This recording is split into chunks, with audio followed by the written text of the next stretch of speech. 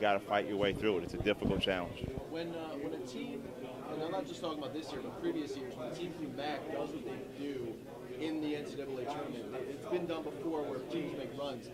Does that affect at all the next year's non-conference schedule, whereas they're playing you tougher? I mean, it's a team from the MAC, what they've done in the NCAA. Does that kind of factor into the equation at all? It makes it tougher for us to schedule, certainly. It makes it, teams are a little bit leery because they're going to, everybody that schedules does some homework.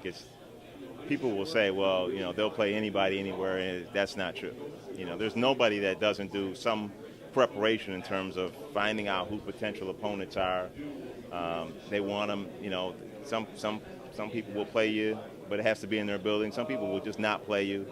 There are some programs that won't play anybody non-conference from our conference, because of things like what Ohio did. So it does make it a little bit more difficult to schedule. Back to Javon, he's named in this new media day thing, the all Big Four preseason player of the year. Is this the year he comes into his own? Really? Is he gonna? What jump are you expecting from him this year?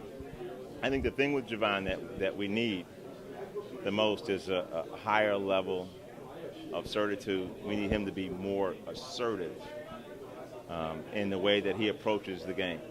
He's very talented, does a lot of things. We need him just to be more assertive, and then with that, then the different parts of his game will evolve. But the first thing that has to evolve is just him being more assertive. How much of a challenge is it to replace that core of guys that you lost off a very successful club? It's a big-time challenge. It's a big-time challenge. Those are, again, 4 of our top 5 leading scorers. 2 of them were fifth-year seniors. The other 2 guys were starters since their freshman year. Titus decided to, come off the bench his senior year, but those are guys that have been around on a regular basis. They have been in, hundreds of practices for us and meetings and film sessions, and guys that other people have looked to provide that leadership. And so, now we have guys that were 2 years ago, they were freshmen, and now they're the elder people in our program. So it's a lot. It's a lot to lose. Do you feel like those guys got that taste and that experience of what it takes to be a top-level program? Yes, I do. I think they do have that feeling. I think the next thing for us, though, is just getting guys on the floor, getting them seasoned so that they can sustain a high level of play. We've had guys that have played some minutes and certainly helped us last year that are back.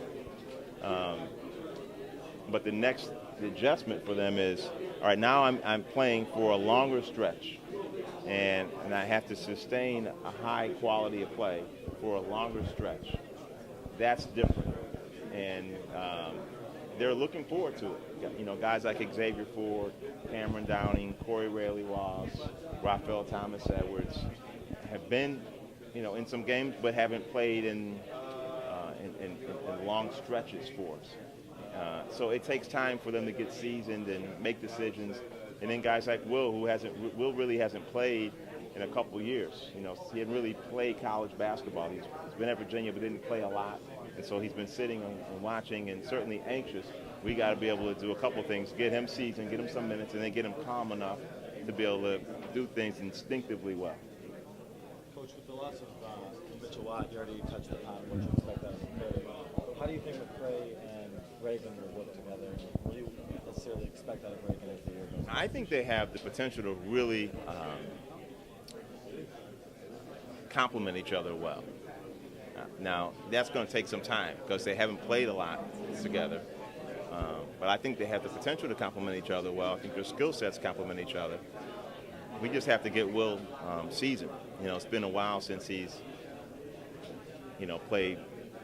Really, it's been since he has never played 25 minutes in a game in college. And I don't know how many high school games he had where he played that much either, because the game's only 32 minutes long, and so he just has to get himself seasoned enough that he can comfortably depend on his instincts, and that takes some time.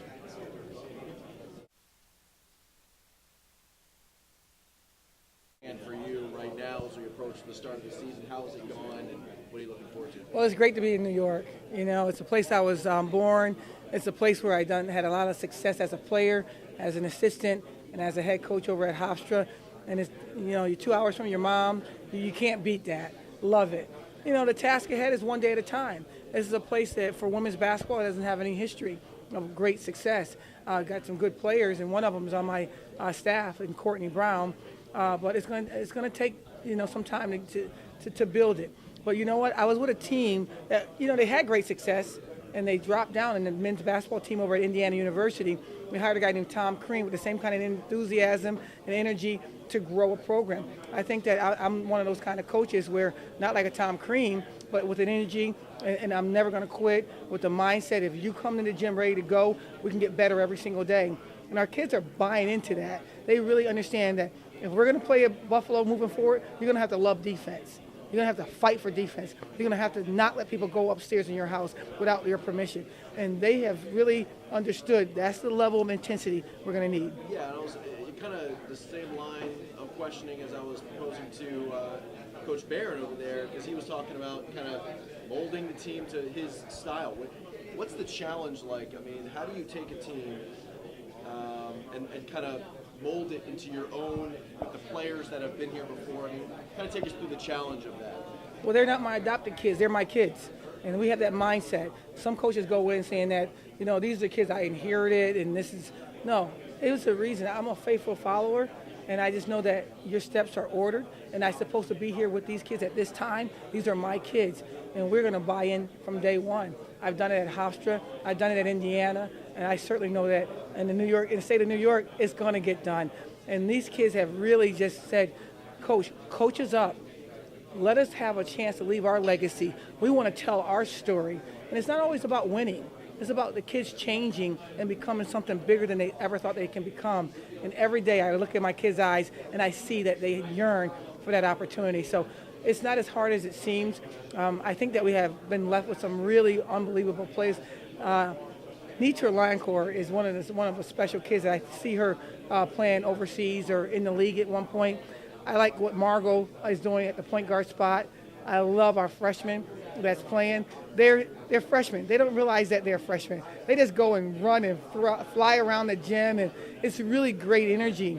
And so I love our chances. I love our staff. And if you have to do it anywhere else, why not do it in the Queen City?